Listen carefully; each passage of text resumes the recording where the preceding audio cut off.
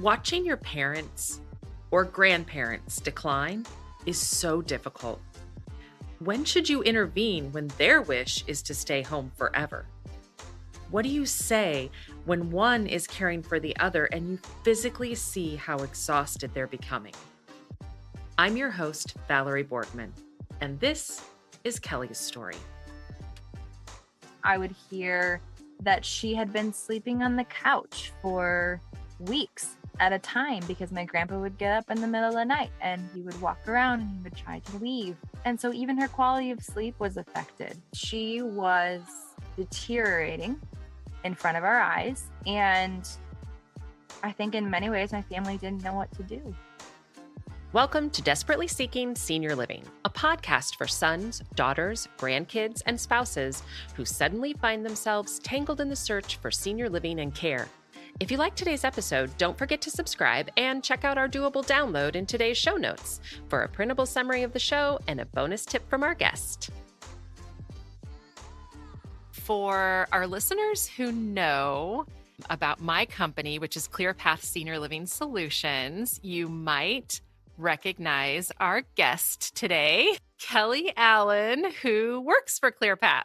So, hi, Kelly. Hi.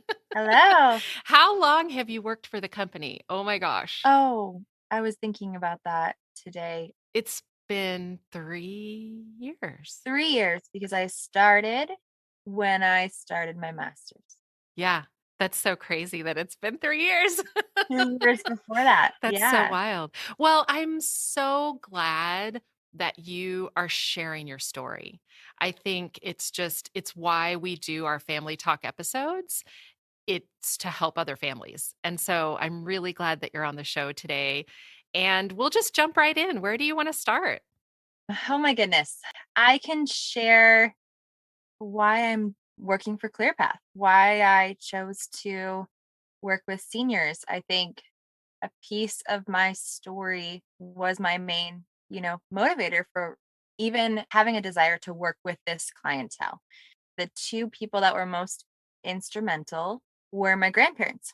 So my grandfather, when I was in high school, was diagnosed with Alzheimer's disease, early onset, and he was fairly young. He was maybe 71, 72, and that was diagnosis. So they had seen signs even earlier than that.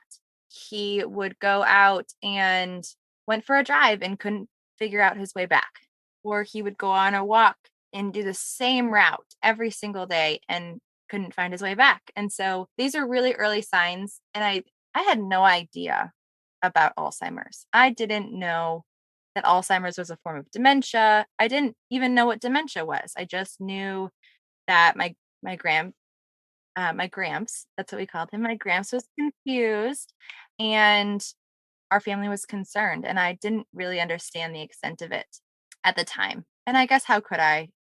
And so my grandpa had this diagnosis for quite a while. And he also had cancer. He had blood cancer. At the time when I was in college, my grandmother had stopped chemo. So this was your grandmother making the decision to stop chemo for your grandfather. Yes, she made the decision because he no longer could make those decisions for himself. He was communicating, but we didn't, understand what he was talking about. He wasn't able to, by this point, he wasn't able to identify our names, who we were, even my own father. He didn't know his name. Was her decision to stop it for his quality of life? Yes. And it had seemed that it was not helping anymore. It was not decreasing symptoms. His cancer had advanced. And with his dementia, it was becoming more difficult to even, have appointments. He spent a lot more time at home because his dementia was so advanced. And so at this time, she had stopped his chemo. And this was right when I had graduated college. So I moved home, and I guess however you want to say it, to me was God's pressing on me to spend time with them. I had kind of missed 4 years of time with them when I was at school. And so moving home for the year put me in closer proximity to them, so about 10 minutes away. And so I felt like I should visit them once a week. And so I did. And if it wasn't once a week, it was every other week. But that's when I really saw the progression. Was that shocking to you to come home after 4 years? Was there a big difference? Yes. My grandfather couldn't communicate even basic things at this point. He couldn't be specific with anything. So if he was upset, a lot of times he wouldn't want us in his home. And so he would say, "You have to go up there." And he was pointing to the roof, like, "You have to Wow. get out," basically, or leave. He'd always been kind of a recluse and didn't love having people in his home. And so, but this felt much more prominent. And he was trying to communicate it, and at the time, our family would kind of just brush it off like, "Oh, that's just Gramps. That's." But I look back now and think he was probably overwhelmed. He was overwhelmed and he couldn't communicate even his basic needs, which was probably really frustrating for him. And so my visits mainly consisted of spending time with my grandmother. I mean, in communication. So asking her how she's doing, really just being there for her. I have a very specific memory of one of my last visits with them when they were both well, and they were listening to Hawaiian music. And that they had gone to Hawaii several years prior, and this was their favorite Hawaiian artist, and my grandpa was just sitting at the kitchen table and patting his hand on the table. Like to the beat? Yes. Oh, wow. Yes, and you can just tell he must have been in Hawaii or felt like he was in Hawaii, and so it was really impactful image that I still hold on to. Yeah. Music and memory. So much has been studied about that, and I just love that. Yes. Yeah, he always connected with music, and so they had tons of records that they would play, and my whole family really connects well with music. But that was important to him, and I think I remember thinking he feels safe where he is. He's at his kitchen table, he's with my grandma. But one thing in contrast I could see was my grandma was really tired. I could tell. Being the caregiver. Yes. She was his primary caregiver. Um, Basically, all of his from the beginning of his cancer diagnosis, from the beginning of his dementia diagnosis, her goal was to keep him at home forever. And that is, noble.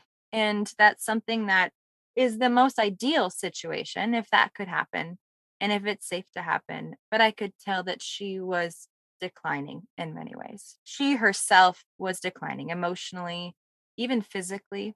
Since I was gone for several years, I really just heard stories. So I would hear that she had been sleeping on the couch for weeks at a time because my grandpa would get up in the middle of the night and he would walk around and he would try to leave. And so even her quality of sleep was affected. She was deteriorating in front of our eyes. And I think in many ways, my family didn't know what to do.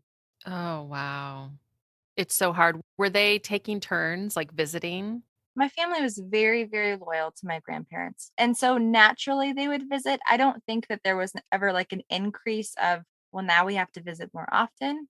At least that wasn't what was communicated to me. But they naturally, like my aunt would take my grandparents shopping every week or several times a week because my grandmother never got her license. So she could Oh. never drive.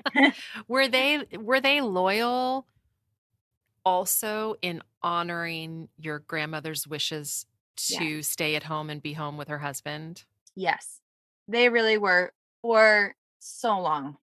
And I think that, in hindsight, they would have intervened much quicker if they had known what to look for or how to communicate those things. My grandmother and my grandparents were very private people in many ways. They didn't ask for help. They were always the one to offer help. My grandmother babysat all of us when we were younger. And so that was her primary role was a caregiver.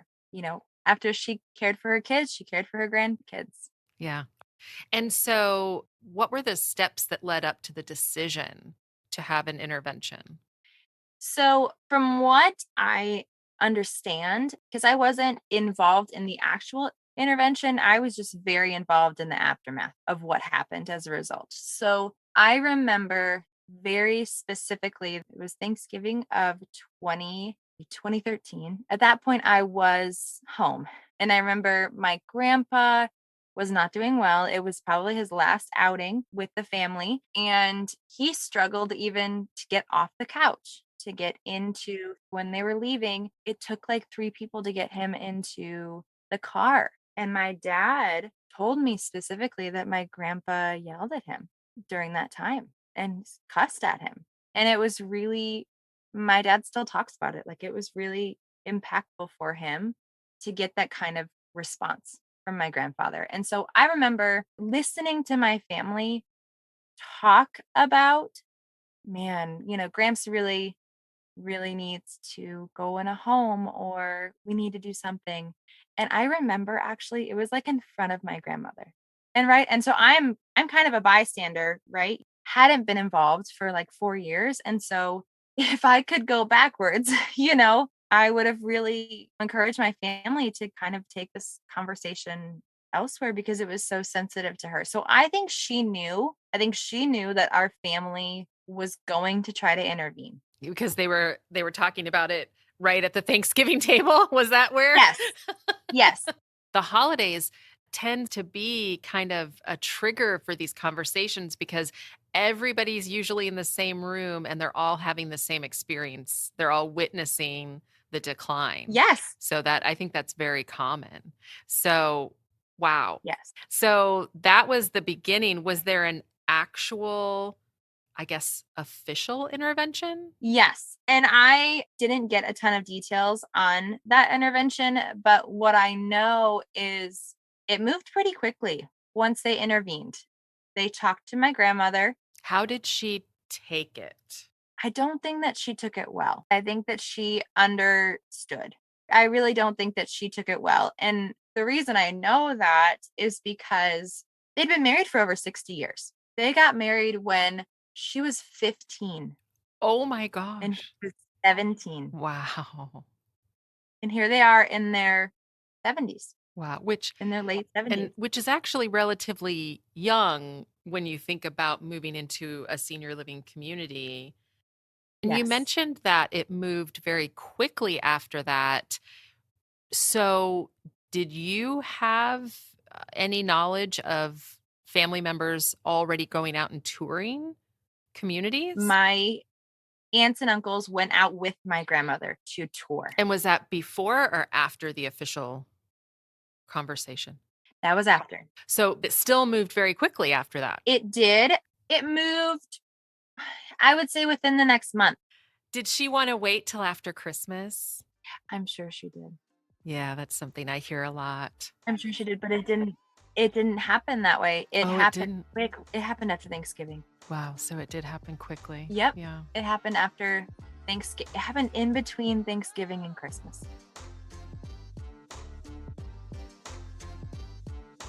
Today's episode is brought to you by ClearPath Senior Living Solutions.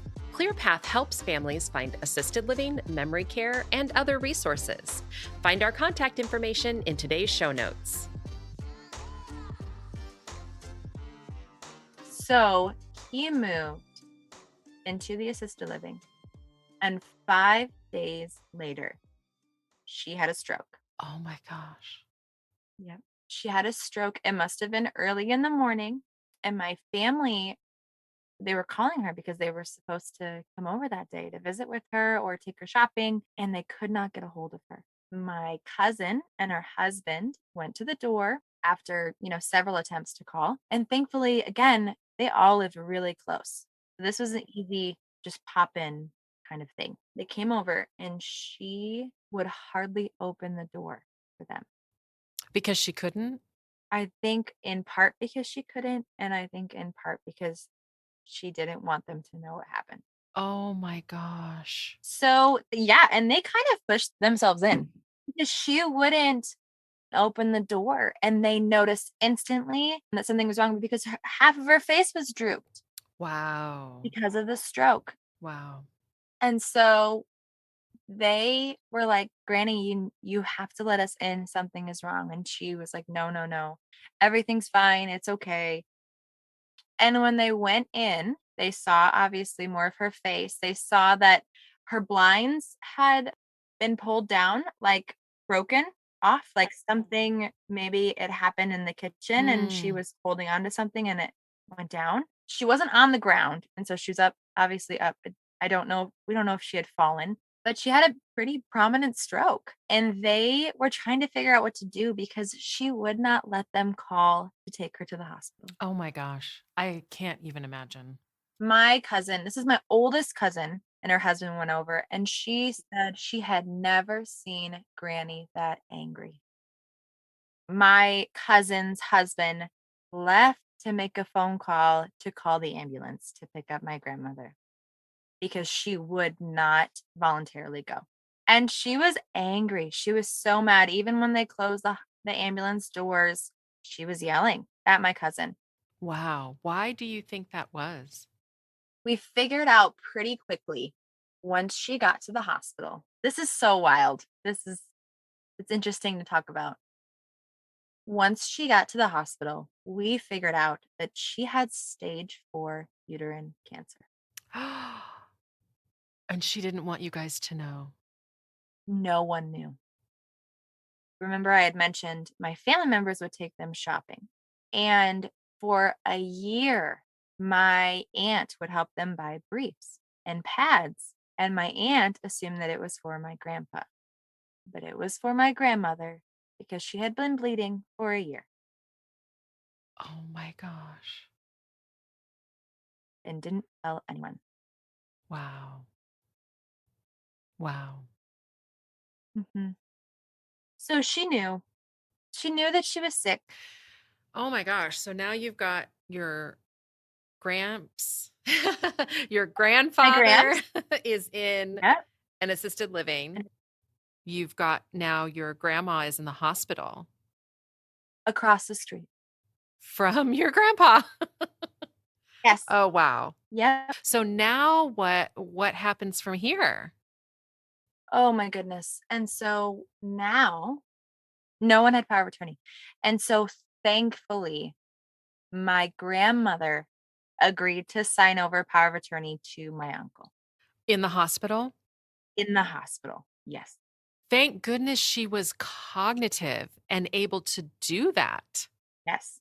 I don't even I should ask. I should go back and ask. I don't even know how that worked with my grandfather because she was his power of attorney. And so I think it just went to next of kin is my understanding. If she was unable to make those decisions. Yeah, that's a really good question. And it's one of those things that varies state by state, how exactly the laws work with power of attorney. Some states are more strict, but yeah, that is an interesting question because he would not have been cognitive enough to do that paperwork. No. So at this point, did your grandmother move back home? Yes. So my grandmother, her cancer was past the stage of, chemo, radiation. None of that was feasible at this point. Mm. And also, that was my grandmother's wish. She didn't want any treatment.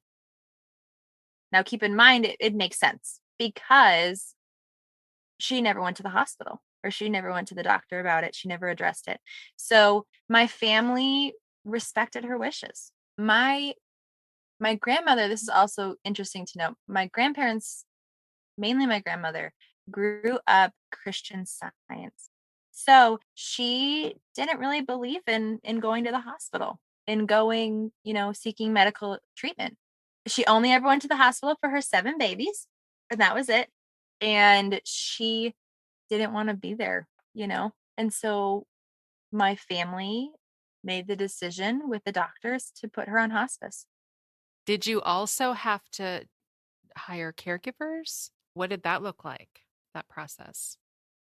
We hired okay, so we hired one, and it was a bath aide.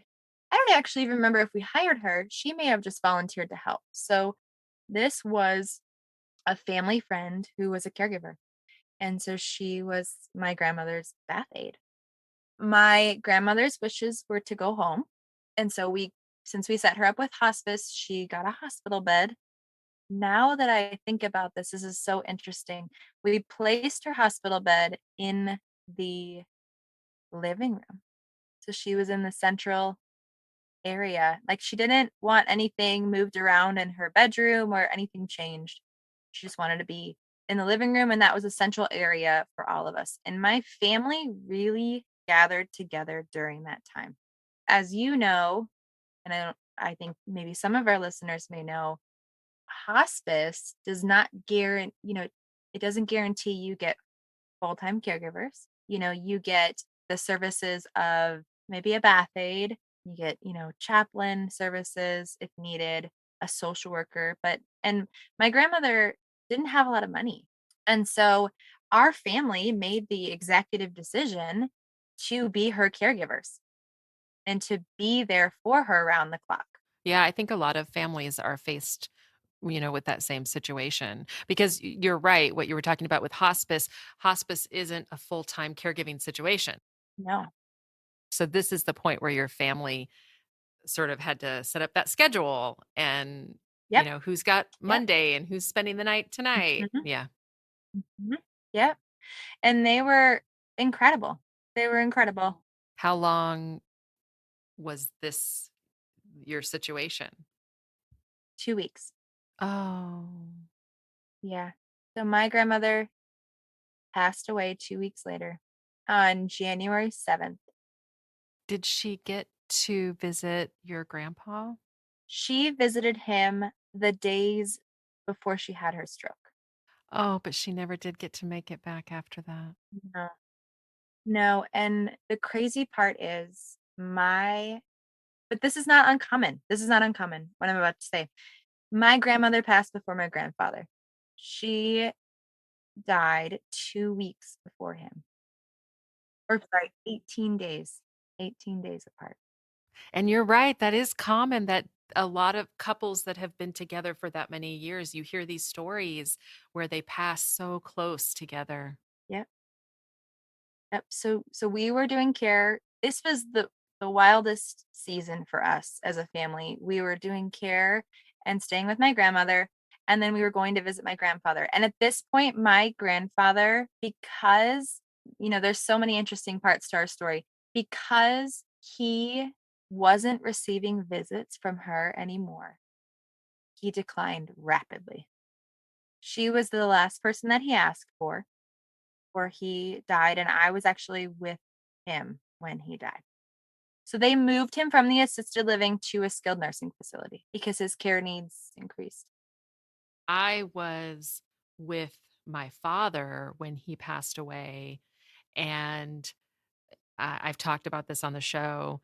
It's just an experience that is really hard to explain. What was your experience like? Do you want to talk about that?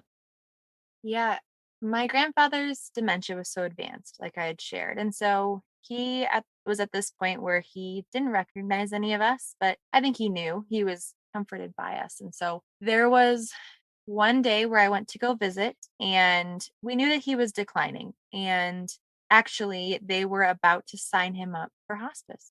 My dad called me, saying he's declining if I wanted to go see him. And at the time, I was working really close to where the hospital was. I was probably 5 minutes away. And so I went over to visit my grandfather, and several other family members were there. And we noticed that his breathing was a little bit more labored.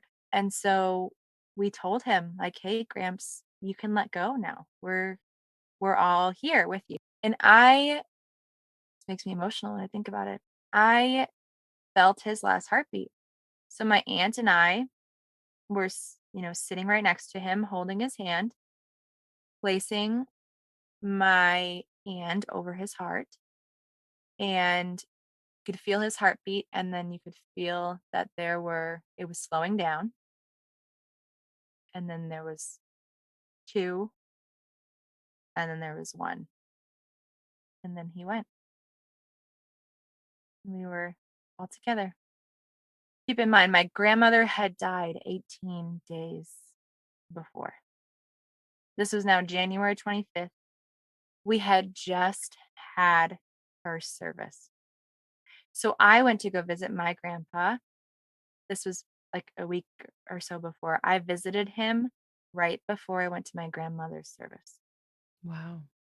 And I told him, I said, Granny says hello, like she loves you. Ma, he called her Ma. Ma says hello.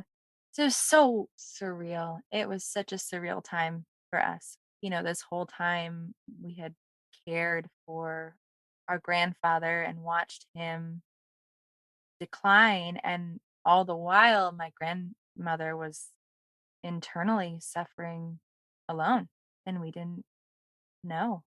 It's so powerful. And I think one of the things that really stands out for me is something that not everyone knows. And that's that when someone has declined to that point, they can still hear you. And so your grandfather heard you. He may not have understood because of his dementia, but I am certain that he felt comforted. Yeah. And I have been now with several. You and I met when I was working as a social worker for skilled nursing. And so at this point in my life, I have now been with several residents that took their last breath. I was with them when they took their last breath. And so I think having that experience with my grandfather prepared me for these moments and made me reflect on how powerful it is for someone to be with you when you take your last breath. And I say the same thing to those residents is you are not alone Yes. and it's okay to let go. Yeah, you hear those stories very often. And I think we even have an episode where another family shared their story. Their dad didn't die until they left the room. There are all these stories of that permission to let go and how important that is, not passing until that person comes from out of town or, there are all these stories. And I think it is just so powerful. And so you have described this as this experience that you went through and you talked about at the beginning of the show as the experience that led you to working with seniors. Yep. I think back on that experience and so often, I mean, I'm a social worker for seniors. And so that has been my role for the last 5 or 6 years now, and I love it because my experience with my grandparents from the time I felt like I should be visiting them once a week, all the way through the grieving process with my family, that time marked me. And it made me reflect on, man, what if there was a social worker that or, a placement advisor that intervened at this time or at this stage? Could something have been different? And it's not a matter of like I regret what happened. We understand everything happens for a reason, but for me it was so important to use the experiences that I had in my family to help other people in their situations and in a very vulnerable way in saying that I walked through this with my family. Here's what I would have done. Here's what I would have wished would have happened, honestly. And here's how we can and just help and promote quality of life. I love what you said about helping other people through your experiences because I think that's so important when we can relate in that way. So, what do you wish would have happened differently for your family? Mm. I mean, I know that I could not control my grandmother's decisions, her privacy, and I want to respect that. But what I would have wanted is someone to walk with us to know how to gently approach the situation. That the intervention could have happened much sooner. Even and not even the intervention, the conversation could have happened much sooner than it did. Because At this point, she was in stage 4 cancer. Her body was so worn down. That means that this had been happening for years. Her burnout began likely years before the culmination of how it ended. Yeah, and I do think a lot of families probably share that same sentiment. Yeah. Yeah, and we're kind of walking through this situation now with my in-laws' grandparents. My grandmother has had significant health situations, as you know, over the summer, had an infection that went to her brain, is now really unsteady on her feet, has been in the hospital several times. And my family, in some ways, is looking to me, having these conversations with me of like, what do we do next? You're the one. I'm the It's one. like being a nurse in a family Yes. or a doctor in a family. Yes. And we're so thankful. We have doctors in our family. You do have doctors in your family. We do. Yeah. Yep. My brother-in-law and my uncle, and they were really instrumental. But now what I had to tell my in-laws just the other day, and kind of what I would love to say to my grandfather, is the importance of distinguishing between the role of the loved one and the caregiver, Yes. and what steps can we take to prevent those two roles from intertwining? And it's not bad, it's just hard. And for my in laws, even to be the ones to be caregivers, you lose that sense of belonging, that relationship that you had built. It changes in many ways. And so when a loved one becomes a caregiver, you're at a higher risk of experiencing resentment, receiving resentment, physically experiencing burnout, emotional burnout, everything. All the while you think you're doing the right thing. Yeah. And we see this a lot where the caregiver gets sicker than the Oh, one they're caring for. yes. And there's research for that, especially loved ones with dementia. You are at a greater risk of experiencing burnout, caring for someone with dementia, than you are a stroke victim. And so I'm trying to gently, right? As placement advisors, we gently navigate and communicate the importance of finding another way so that you can feel like the role that you've had as a loved one can stay protected. Absolutely.